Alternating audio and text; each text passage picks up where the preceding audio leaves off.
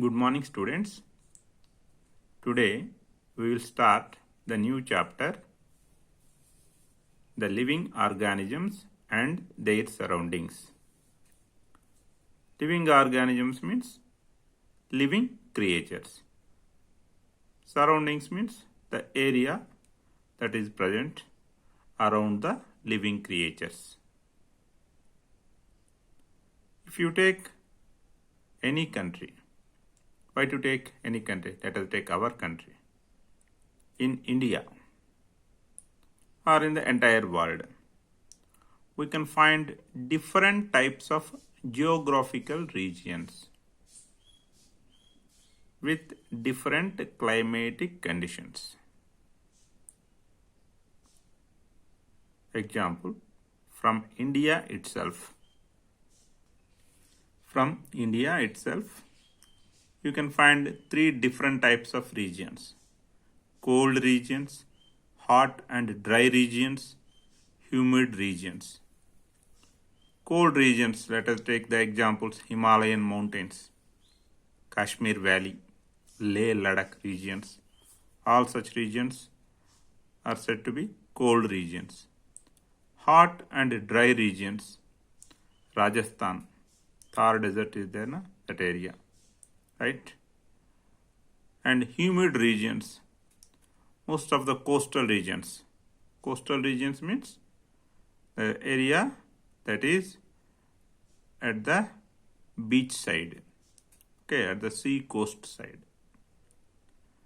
These different regions have many organisms of different types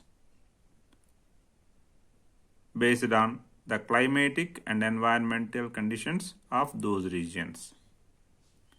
These different regions, they are having different types of organisms living in them. And why different types of organisms are there? All the regions are not of the same type. They are of different climatic conditions having and different geographical conditions having regions.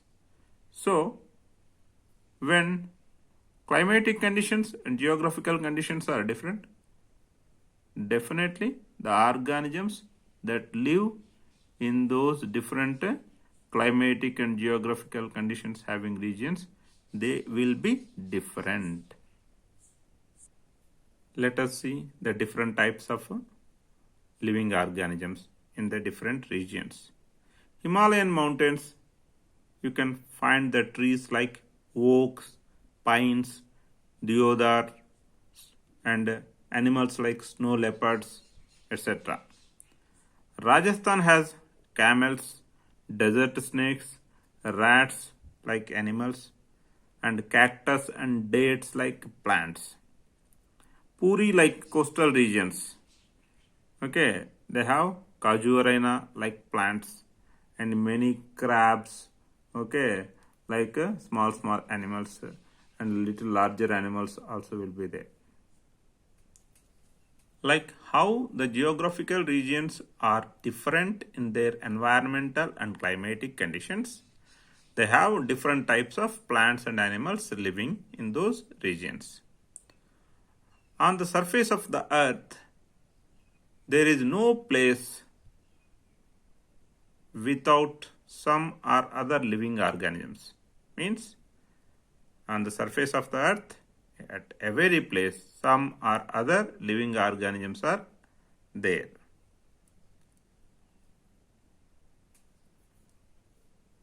Even at hot openings of volcanoes also, and at chilled polar regions also, some living organisms like heat resistant or cold resistant bacteria like organisms are present.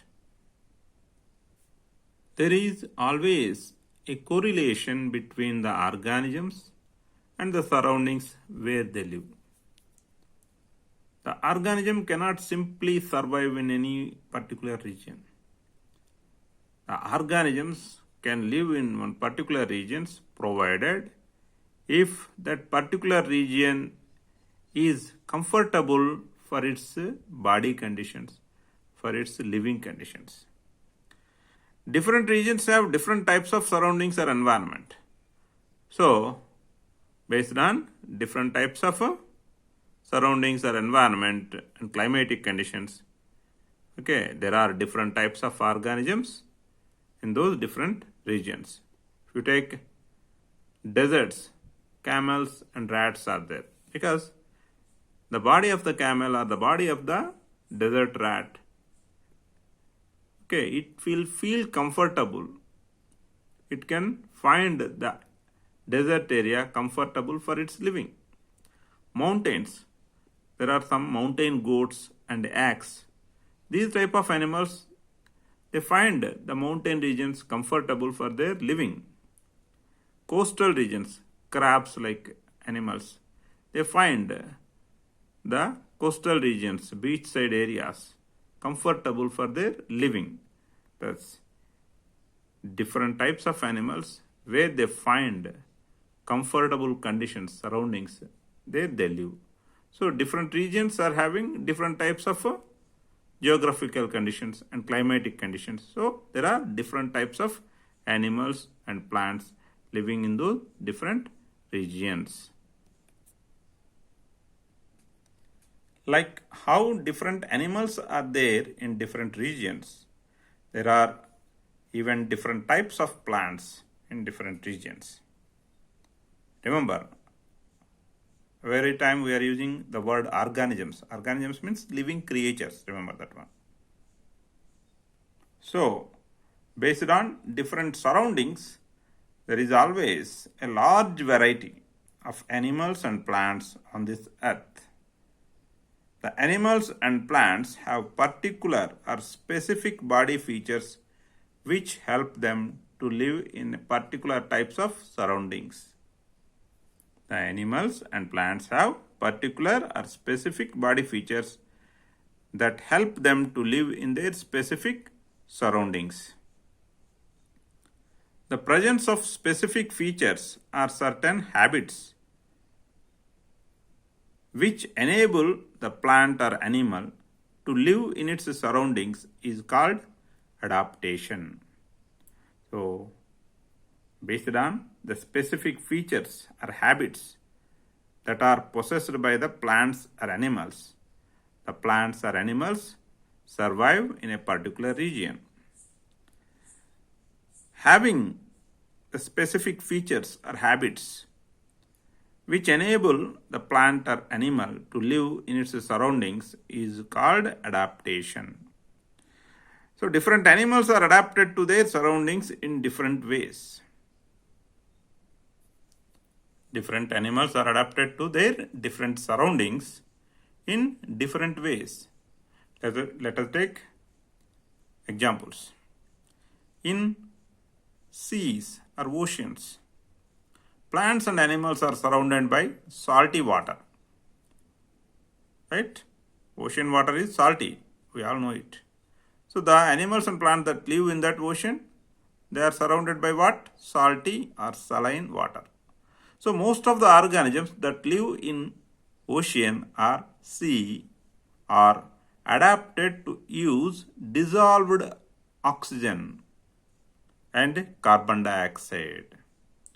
So when the animals are living in water, they are not having the open access to atmosphere. So that accordingly their body is also having some specific adaptations in them.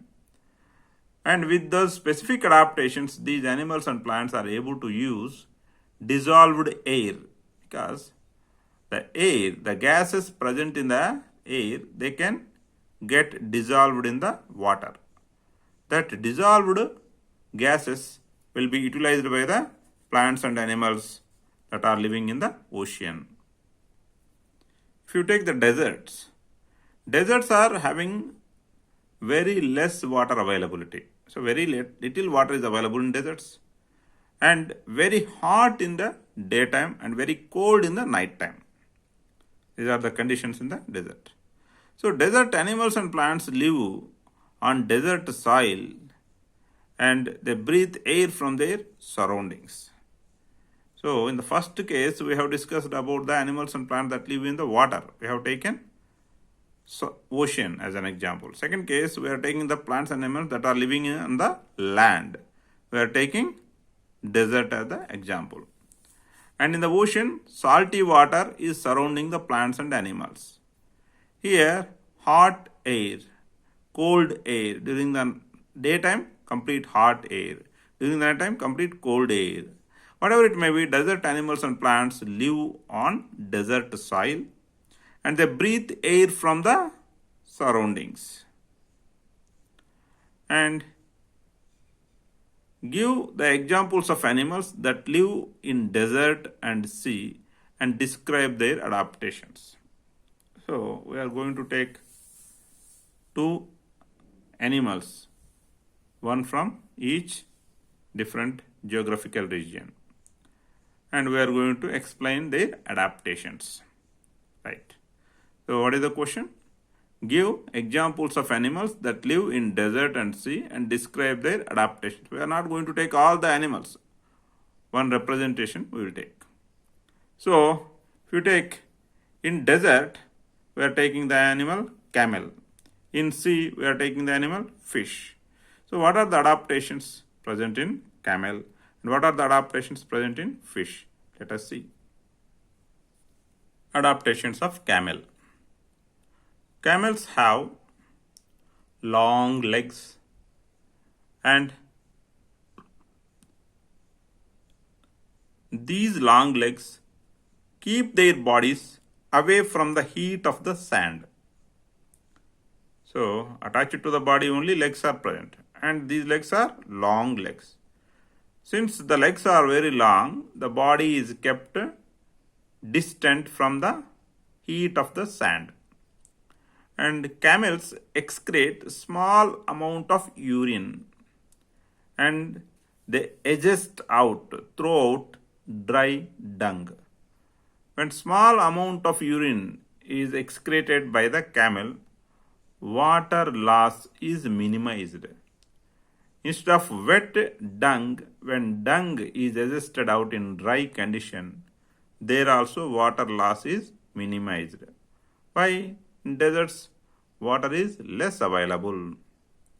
And camels do not sweat. They do not sweat because sweating causes a lot of water loss from the body. Excessive sweating even causes dehydration. In summer, because of that reason only, most of the human beings who work outside during the daytime in the summer, they may coming across with dehydration symptoms because they do sweat more and they are going to suffer with dehydration. But camels do not have that problem because they do not sweat. Camels can live for many days without water. Means before that they drink large volumes of water. And after that, they just can stay for long many days without drinking water. And how they survive then? They lose very little water from their body. So the water that they drank before that, it is sufficient for their survival. So these are the adaptations of the camel that make the camel to live in the desert. That's why camel is considered as a natural sheep of the desert. Okay. If you take fishes are of different types, but all these fishes have got some common adaptations. What are those common adaptations? Let us see. Streamlined shape. This was already discussed in the body movements chapter. While explaining the gait of animals, we have discussed even the gait or the movement manner of the fish also.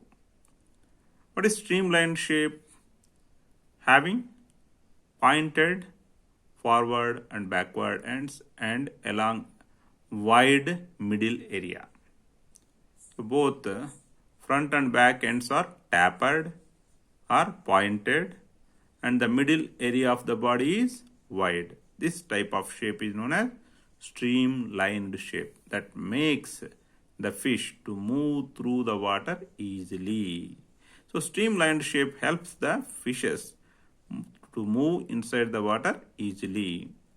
Slippery scales. Outside the fish, the scales are present. I have drawn and shown here. These slippery scales protect the body as well as they make the fish to move easily in the water. Scales protect the fish and helps in their easy movement through water. Right. Third one, fins and tail. Fins and tail help the fishes to change the direction of movement and help the fishes to keep their body balance in water when they are moving, otherwise when they are not moving also. Right? The fins and tail, they help the fishes to change their direction of movement and to keep their body balance in water, both while they are moving or while they are not moving. Gills, very important organ in the fish. Gills help the fishes to use dissolved oxygen from water. Gills help the fishes to use dissolved oxygen from the water. So we have discussed about the adaptations of the animals, taking two specific animals, one from desert and one from water. And we will discuss about different types of living surroundings of the animals. What the surroundings of living organisms are called, right? And how many types of surroundings are there, right?